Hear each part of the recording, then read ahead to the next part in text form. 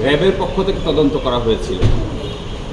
রাষ্ট্রপক্ষ এই র্যাবের পক্ষ থেকে তদন্তকে সরিয়ে উচ্চ পর্যায়ে টাস্কফোর্স গঠন করার জন্য দরখাস্ত দিয়েছিলেন। যৌথভাবে শুনানির পরে আজকে মাননীয় হাইকোর্ট বিভাগ এই আদেশ দিলেন যে র্যাবের কাছ থেকে তদন্ত প্রক্রিয়াটা সরিয়ে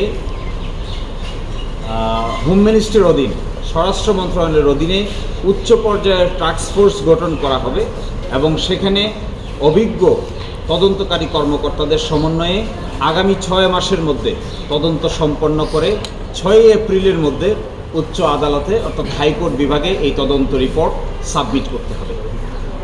এই দরখাস্তের মাধ্যমে এখন আর র্যাপিড অ্যাকশন ব্যাটালিয়ন বা র্যাব তদন্ত করতে পারবে না।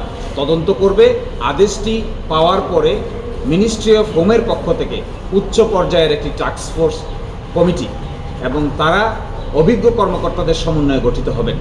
আশা করা যায় এই প্রক্রিয়া তদন্ত অগ্রসর হলে যে ক্লুগুলো আমরা পেয়েছি, আরও যে সমস্ত কনফিডেন্সিয়াল ডকুমেন্ট আমাদের দেখার সুযোগ হয়েছে, আশা করা যায় এরই মাধ্যমে দীর্ঘদিন পরে এই রহস্যের উন্মোচন হবে।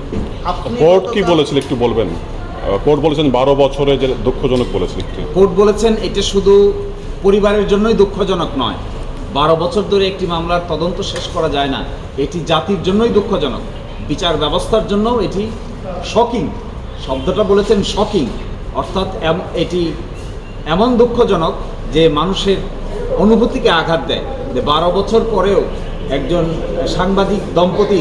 সাংবাদিক দম্পতির হত্যা করা হলো তাদের বাসায়, এমন নির্মম হত্যাকাণ্ড, কিন্তু তার কোনো রহস্য উদ্ঘাটন করতে পারেনি।